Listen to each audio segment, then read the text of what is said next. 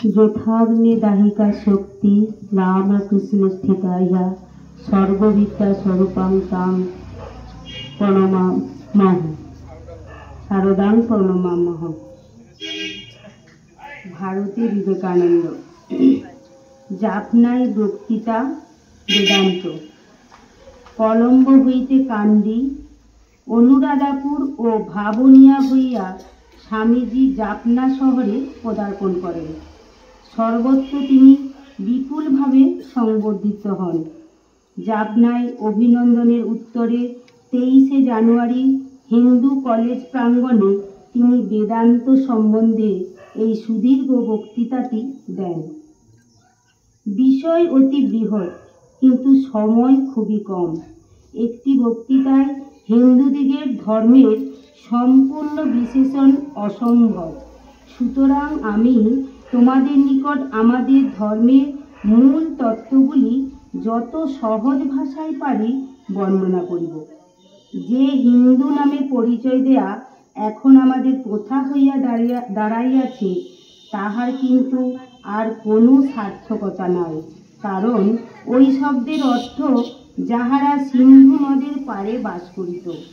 প্রাচীন পার্সিকদের বিকৃত উচ্চারণে সিন্ধু শব্দই হিন্দু রূপে পরিণত হয়। তাহারা সিন্ধু নদের অপর তীরবাসী সকলকেই হিন্দু বলিতেন। এইরূপেই হিন্দু শব্দ আমাদের নিকট আসিয়াছে। মুসলমান শাসনকাল হইতে আমরা ওই শব্দ নিজেদের উপর প্রয়োগ করিতে আরম্ভ করিয়াছি। অবশ্য এই শব্দ ব্যবহারে কোনো ক্ষতি নাই, কিন্তু আমি পূর্বেই বলিয়াছি এখন ইহার সার্থকতা নাই। কারণ তোমরা বিশেষভাবে লক্ষ্য করিও যে বর্তমানকালের সিন্ধু নদের এই দিকে সকলে আর প্রাচীনকালের মতো এক ধর্ম মানেন না।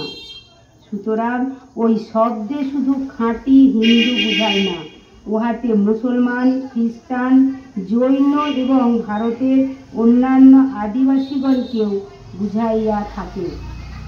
অতএব আমি হিন্দু শব্দ ব্যবহার করিব না।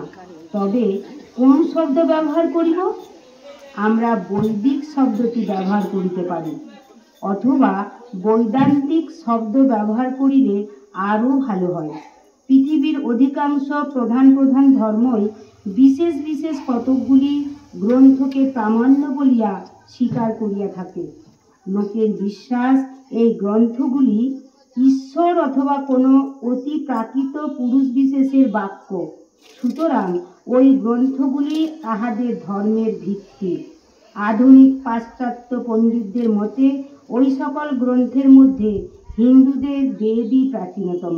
অতএব বেদ সম্বন্ধে কিছু জানা আবশ্যক।